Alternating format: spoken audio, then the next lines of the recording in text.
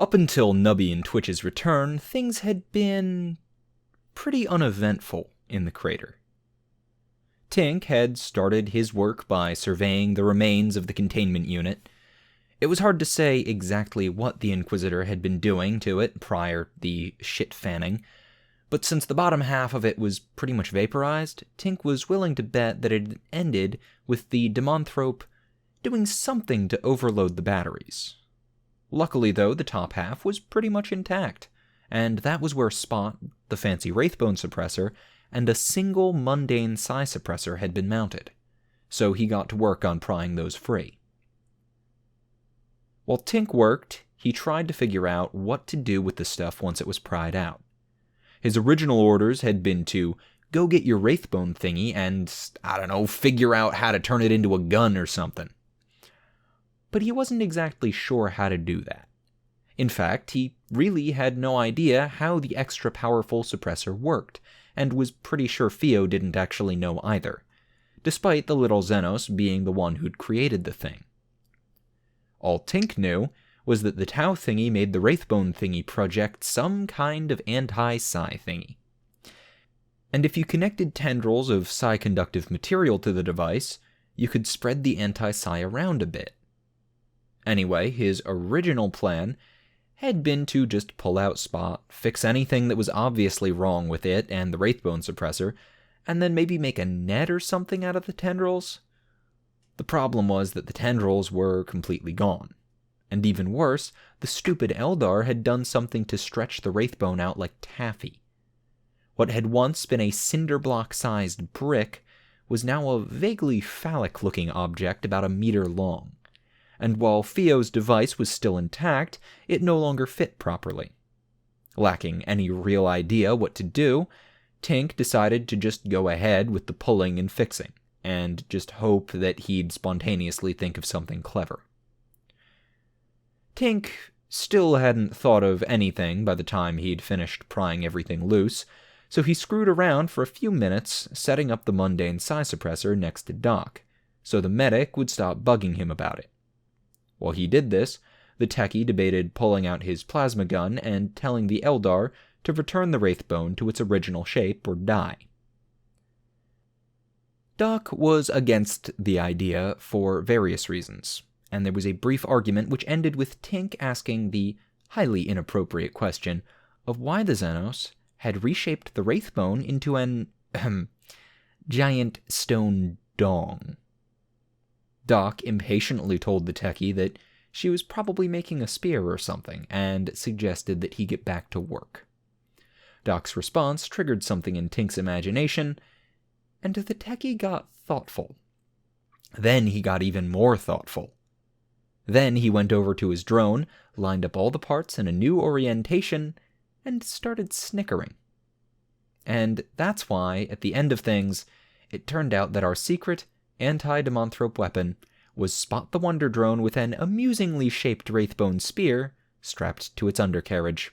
Like a battering ram or a bayonet or, a lot of other non-phallic things. Anyway, Tink got to work strapping things on and just bending the shit out of Theo's device until it fit the new shape. And the whole time this was going on, Doc continued watching the door and working on his patient. The medic's time at the bottom of the crater was even less interesting than Tink's, for the most part at least. The Eldar wasn't in great shape. Plasma and pulse rounds are nasty enough when you're in full armor. Taking a barrage more or less naked is not good for one's health. Still though, they were the sort of wounds Doc was good at treating, and he did a fair job of patching her up. Hell, he even cleaned all the gore and the debris off the area of floor he was operating on. If that's not quality service, I don't know what is. Doc did good work. Half-cauterized wounds were sprayed with sealant. The 2 bags of Inquisition Torture brand Xenos blood substitute, non-fatal to over 60% of humanoid Xenos scum, extend your torture experience for weeks, were administered. A completely mangled arm was removed and tossed into a corner somewhere, and a bunch of other non-boring medical stuff was done. For the most part, the Eldar just laid there unconscious. but after a while she started twitching and emitting a bit of random psychic noise, which was distracting enough that Doc asked Tink to rig up the regular psi suppressor nearby. That was it as far as interruptions from his patient, but there were also 3 or 4 occasions where Doc had to drop his bandages and pick up his weapon. Honestly, these interruptions weren't much more interesting than his medical procedures. Most of the time, it was a matter of something poking its head around the edge of the hole in the wall, and then scampering away after Doc sprayed a bit of suppression fire in its direction. The only times when it didn't work like that was when a lucky shot took the head off something that might have been a small Kroot hound, and when a heavily armored but armless servitor plodded through Doc's fire without seeming to notice, looked around for a few seconds while he reloaded, and then walked away again.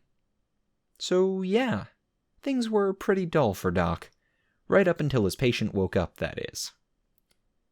You know how in stories the beautiful female patient will wake up, meet her doctor's eyes, then smile and say something about how she must be dreaming? That didn't happen. Doc looked up at the sound of approaching footsteps, and then set aside his scalpel in favor of his carbine, but relaxed when he saw it was only Nubby and company. When he looked back down, the scalpel was in his patient's one remaining hand, and it was darting up towards his eye. Luckily, Doc was a combat medic, which meant he typically treated guardsmen, armsmen, and other violence-prone individuals. And when that sort of person is hurt and confused, they tend to lash out. Over the course of his career, he had had his arm broken, been jabbed in the thigh with a fistful of tranq ampules, received small-caliber bullets to the chest and helmet, and been socked in the face at least 24 times. That sort of experience builds up some serious reflexes. So when the wounded Eldar tried to stab Doc in the eye with his own scalpel, the medic was flinching backwards and raising his arm to block before he'd even registered what was happening. Of course, an unarmored arm can only do so much to stop a blade. The scalpel went right through Doc's forearm, between what he still referred to as the inside arm bone and the outside arm bone, and continued upwards into the meat of his face, and finally lodged his cheekbone. Doc swore and reeled backwards with his arm pinned to his face, and that was still a lot better than getting stabbed in the eye. The Eldar followed her attack up with a grab for Doc's pulse carbine, but it was still on its strap and Doc's pinned arm was in the way. Doc swore again as the gun caught on his arm and twisted the scalpel in his face, and countered by punching the uncooperative Xenos in the nose with his free hand. This was enough to knock her backwards, but she kept her grip on the gun as she fell, and Doc swore a 3rd time as he landed face and scalpel first on the ground. At this point, the Eldar decided that a change of plan was called for.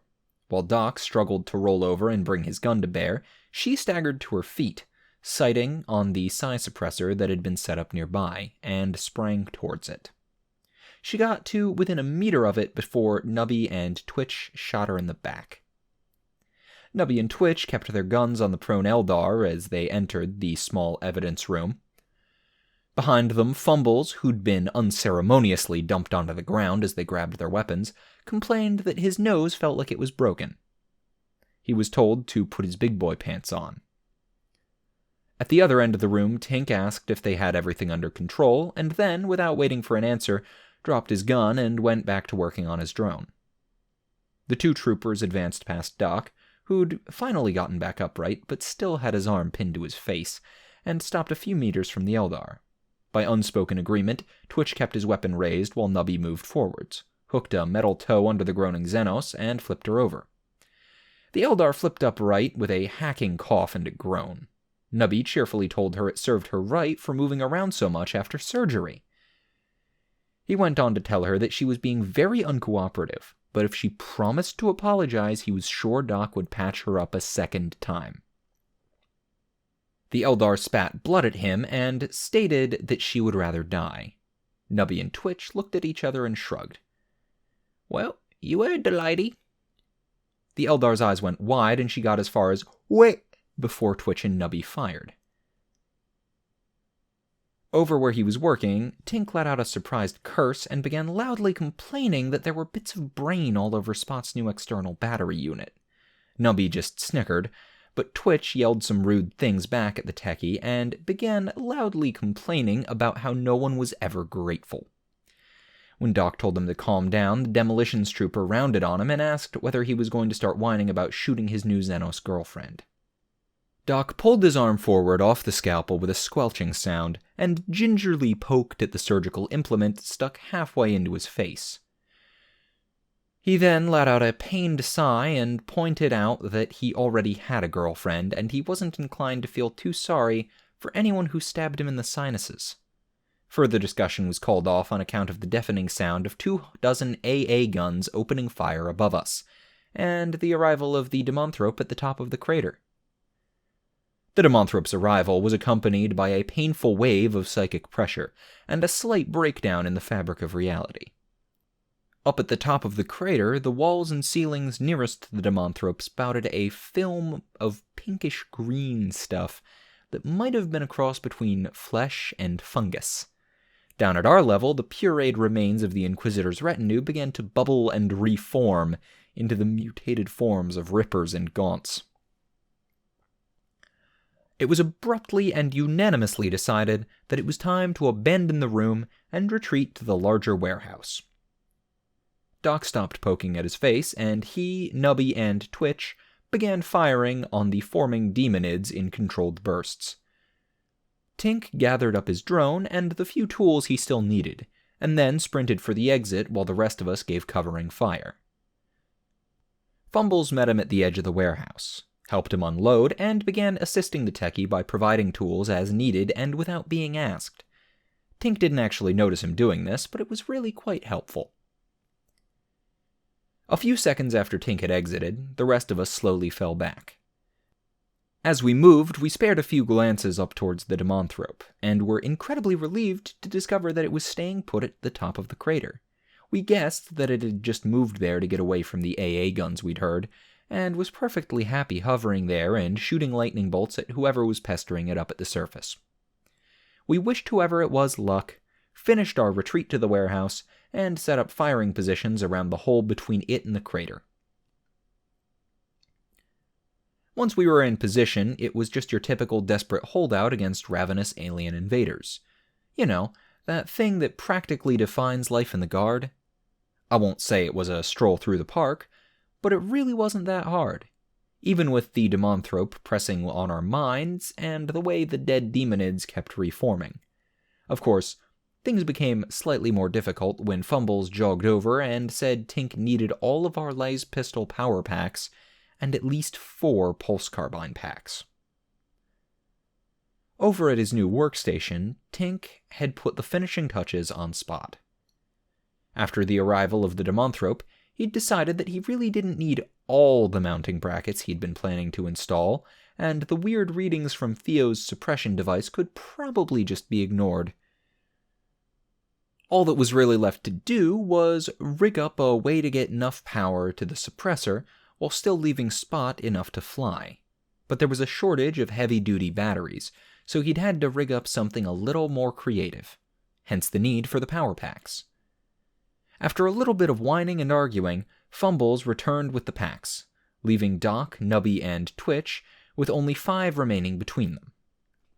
Tink slotted them into place, hoped really hard that he'd done the power conversion math correctly, and hit the on button on his controller.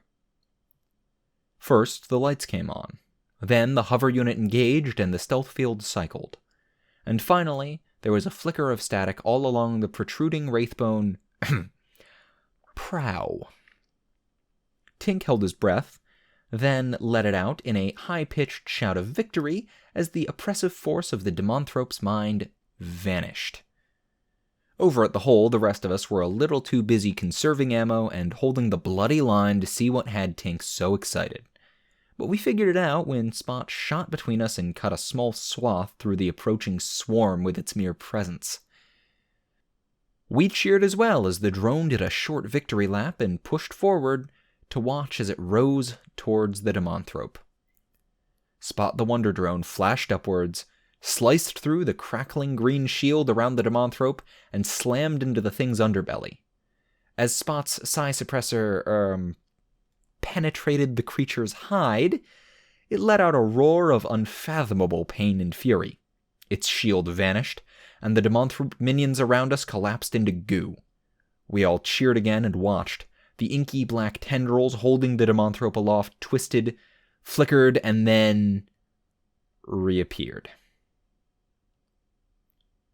We stood there, waiting to see what would happen next, and then flinched when the Demonthrope let out a roar and fired a bolt of green lightning at someone on the surface.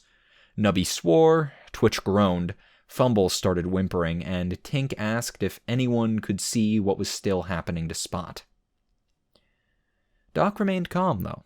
The medic looked at the rest of us, and then, in a stuffy voice, because he still had that damned scalpel in his face, said, "So, unless someone has a better plan, I say we shoot it until we're out of ammo, and then run away if that doesn't work." None of us did, of course, so we all gathered together, opened fire, and hoped like hell that the Demonthrope didn't have much juice left in it. As we fired, we couldn't help but notice that only one person up on the surface was firing with us, and they weren't using a pulse weapon. Up on the surface, Sarge pulled the pin on the Astartes-sized crack grenade he'd borrowed, and hoped like hell this was going to end better than the last time someone had tried it. The fight on the top of the facility had begun with the 3 Deathwatch Marines charging forwards in an attempt to blitz the Demonthrope. In the opinion of possibly former interrogator Greg Sargent, this was a very stupid idea. It wasn't that blitzing a zoanthrope was a bad idea in and of itself. In fact, if you look them up in the Tactica, they're defined as psychic artillery, and the preferred methods for dealing with them are generally the same as other varieties of artillery. Ideally, you just call in an airstrike, or some preferably longer-ranged artillery of your own. But if that's not an option, then you're going to want to get in close where the big guns can't easily get at you. Of course, the tricky part is not getting blown to little pieces while you close the distance. But the Tactica has some good recommendations there too. If you're a brave soldier of the Imperium, then you're supposed to just sprint across the killing field, firing wildly, and relying on your faith in the Emperor to protect you. If, on the other hand, you're a cowardly dog not fit to wear the Emperor's uniform, then you'll want to make use of cover and sneak around the flanks while all the brave soldiers get themselves killed. So given that the Space Marines are the very definition of brave soldiers of the Imperium, and were wearing enough power armor to survive that sort of foolishness, their choice of attack was tactically sound. Or it would have been if they were actually fighting a zoanthrope. Seriously. It wasn't some frail, slow-moving creature that relied on distance and minions to protect itself from harm. It was a demon host. You know, those things that can turn frail little cultists into nigh-indestructible killing machines, capable of tearing tanks apart with their bare hands. What the Marines thought they were going to accomplish by getting closer to it was a mystery. Especially since it was currently flying 15 meters over the top of a deep crater. Despite the temptation, Sarge and Amy didn't stand around critiquing the Marines' choice of tactics. This was partially because the situation was too serious to waste time being petty and unhelpful, but mostly because they just figured the Demonthrope would handle it for them. The two of them slowly advanced behind the Marines, placing well-aimed shots into the growing number of demon-tyrannid hybrids pouring out of the hole in reality the Demonthrope was tearing, and waiting to see what was going to happen. Surprisingly, though, what happened was nothing.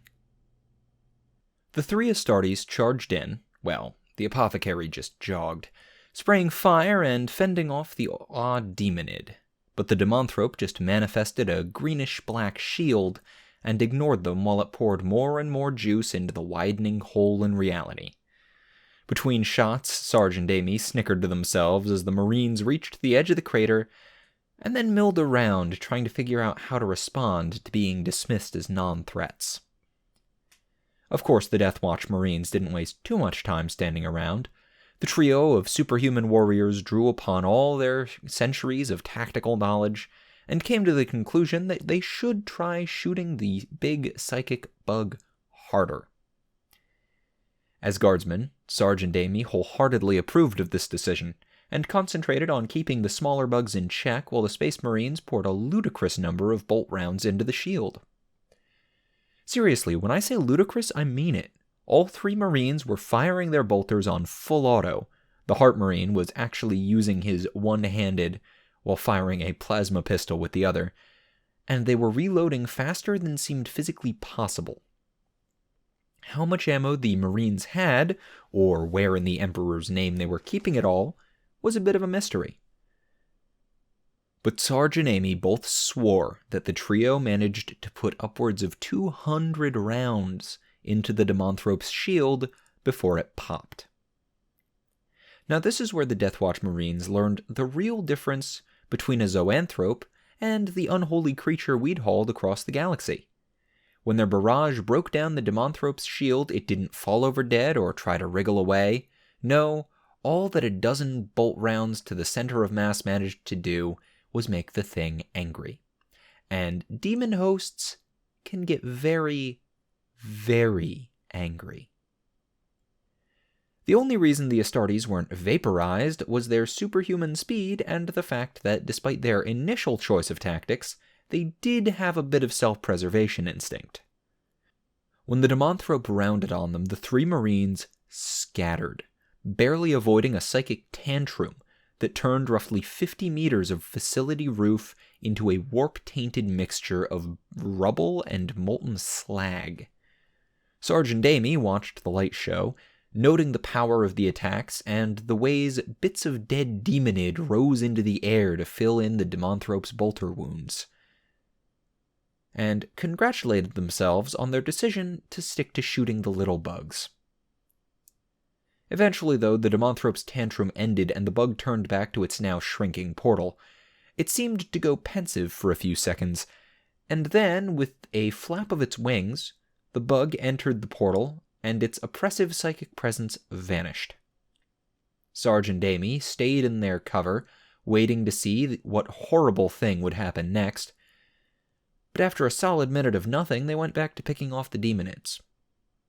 A few minutes later, the last of the bugs were dead, the Marines had clawed their way out of the rubble at the edge of the destroyed area, and everyone gathered around the shrinking warp portal.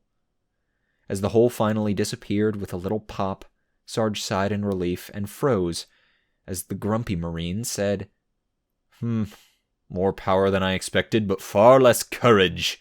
That was almost too easy."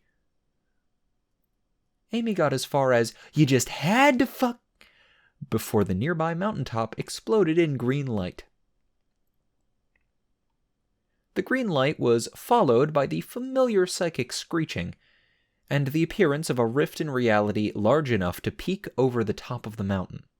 Sarge sighed and facepalmed, while Amy decided it was time to boost morale via friendly insults, specifically ones targeted at the grumpy Marine and whatever retarded chapter of retards spawned your retarded ass. The black and white Space Marine didn't seem to take these completely innocent comments very well, but before anything could come of it, both Sarge and Amy were yanked off their feet. The Apothecary and Heart Marine tucked the 2 guardsmen under their arms like fussy children and began running to the mountain at a pace that could be described as terrifying. Sarge, possibly because he was far less of an asshole, was carried facing upwards, which meant that he was able to watch as the mountaintop grew a layer of fresh fungus and a tide of mutated gaunts poured over it. He briefly considered picking a few of the bugs off while the Apothecary ran, but gave up after an especially large jump jammed his carbine scope halfway into his eye socket. Amy just swore at the Heart Marine and promised terrible vengeance for such undignified treatment. The ride ended when the first of the demonids came into range. Sarge was placed on a boulder with a good view of the bug-covered slope. Amy was unceremoniously dumped onto the ground, and the 3 Deathwatch Marines began advancing towards the glowing mountaintop. Once again, it was a matter of Sarge and Amy providing covering fire while keeping their heads down. But this time the rough terrain and large number of hostiles meant the Astartes' attack was more of a slog than a blitz. Not that the lack of speed made it any less impressive. These are the Emperor's Angels of Death we're talking about. All 3 of the Deathwatch Marines collected more kills than Sarge, while simultaneously dealing with enemy attacks and climbing a bloody mountain.